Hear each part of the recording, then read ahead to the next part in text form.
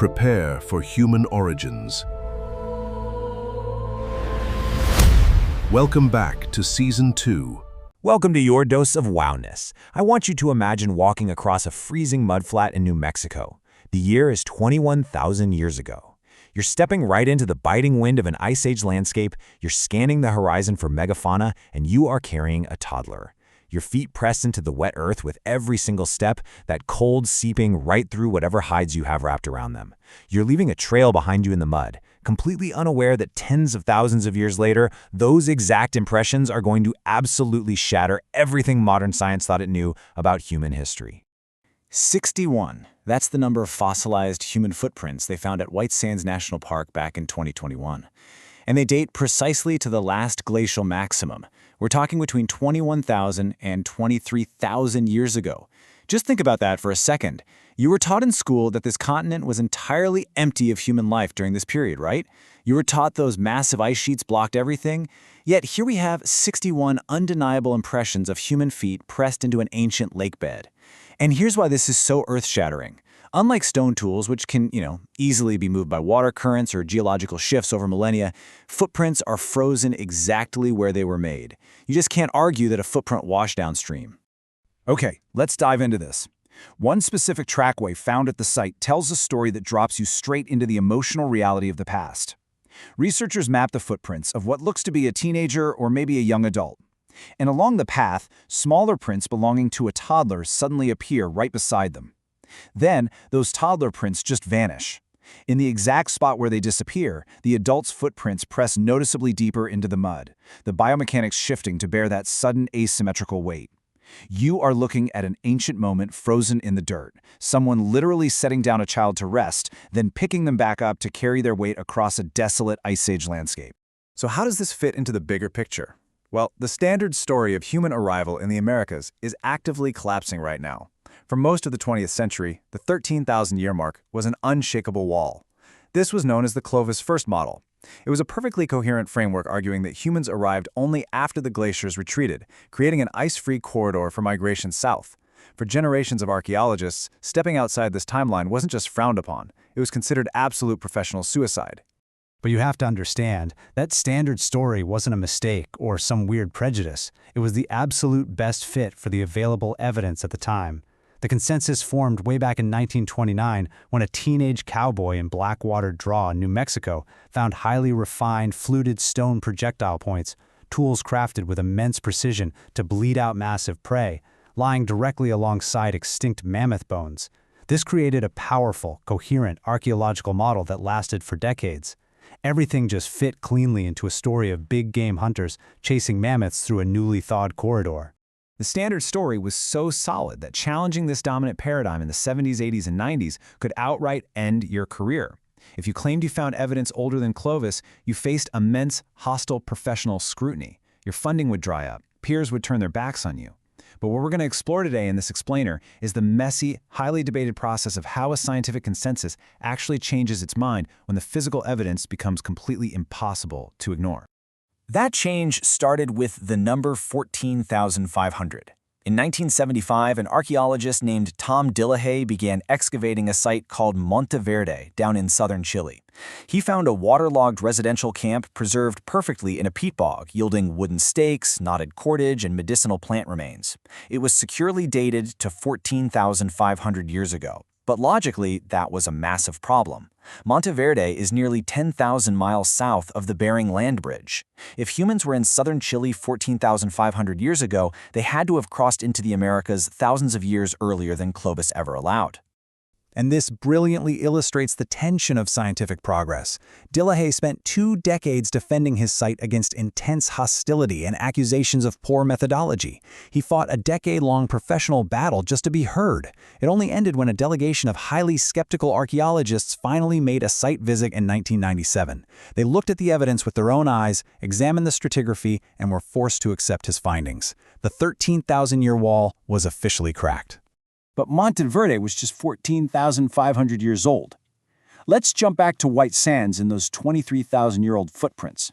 When the White Sands discovery was published in 2021, it faced a very legitimate methodological challenge. See, the original dates came from radiocarbon dating aquatic seeds embedded in the mud. Critics quickly pointed out the reservoir effect. Aquatic plants can absorb ancient dead carbon from groundwater, which makes dates seem falsely older than they really are. It was a completely fair, scientific challenge. This is exactly how the peer review process is supposed to work, right? We want to ensure we don't rewrite history based on a faulty measurement. To answer that challenge, the team returned in 2023 with a completely independent confirmation study. They bypassed the reservoir effect entirely by analyzing conifer pollen grains and quartz sediment pulled from the exact same footprint layers. They used optically stimulated luminescence, or OSL. Instead of measuring carbon, OSL relies on entirely different independent physics to measure the trapped electrons in a grain of quartz. It effectively calculates the exact moment that quartz was last exposed to sunlight before being buried in the mud. The results? They match the radiocarbon dates perfectly. Those 23,000-year-old dates are entirely real. The footprints are not an illusion. So if humans were walking around New Mexico 21,000 years ago, you were forced to confront a severe geographical terror. How did they get there? 21,000 years ago is the absolute peak of the Last Glacial Maximum. The inland ice-free corridor through Canada was completely blocked by massive, impassable glaciers stretching thousands of feet into the sky. You literally couldn't walk south. The land bridge connecting Asia to Alaska was there, sure, but the road into the continent was a solid, unyielding wall of ice. This brings us to the coastal migration route. I want you to imagine an ancient people navigating the harsh Pacific Rim shoreline.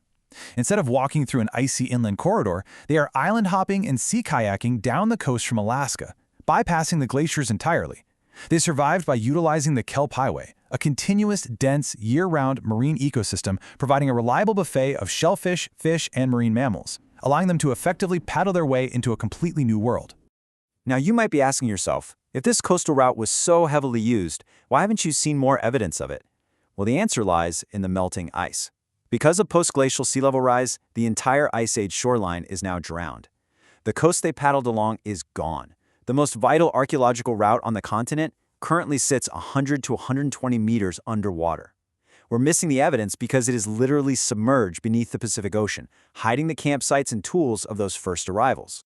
Okay, we are moving now to the absolute extreme edge of this timeline cascade. In 1992, a highway construction crew in San Diego, California, uncovered something that still fractures the archaeological community today. While digging a trench for noise barrier, they hit a paleontology jackpot that quickly turned into an absolute nightmare for the timeline, the ceruttimastodon site. Let's look at the sheer tension of the evidence from this site. An explosive 2017 Nature paper claimed this dig represents a human presence dating back 130,700 years. On one side, you have the physical evidence. Undisputed 130,700-year-old mastodon bones with spiral percussion fractures. That's the exact kind of break made when extracting marrow, and they were surrounded by 5 large stones acting as hammers and anvils. But on the other side, you have the missing elements causing fierce skepticism. There are absolutely no human skeletal remains, no preserved human DNA, and no cleanly recognized stone tools. It is an actively contested battleground with valid, deeply researched arguments on both sides. To try and settle debates like Cerutti, researchers often turn to ancient DNA. By sequencing the genomes of ancient remains, genetics tell us that the ancestors of living Native American populations diverged from Asian populations somewhere between 15,000 and 23,000 years ago. Now that perfectly matches the dates of the footprints at White Sands, but it outright ignores the 130,000-year claim of the ceruttimastodon. But there is a massive catch you need to understand here. DNA only maps populations that actually left living descendants. Think about it. If an earlier founding population arrived 130,000 years ago and then went completely genetically extinct, leaving no survivors to pass down their code, they would be entirely invisible to you and to modern DNA testing. The genetics constrain our understanding, sure, but they do not fully resolve it. They cannot definitively prove those early, ghostly populations didn't exist. You are sitting right now in an unsettled, expanding void. The heavy tension in this explainer exists because the dates just keep getting older. The standard 13,000-year answer was wrong. The footprints prove it. The corrected answer is not yet settled. What you're watching is a scientific field aggressively correcting itself in real time. It's not happening smoothly and it faces heavy resistance, but the evidence keeps coming out of the dirt, forcing us to rewrite the history books. I have deep gratitude for you sticking with us for day 92 of this journey. We are building something massive here. Tomorrow, for day 93, we are going deep underground to look at Homo naledi, a small-brained species existing alongside early humans, potentially burying its dead and carving symbols into rock. So, I leave you with this haunting question to carry with you until tomorrow. What exactly do you have to be capable of to count as human? See you then.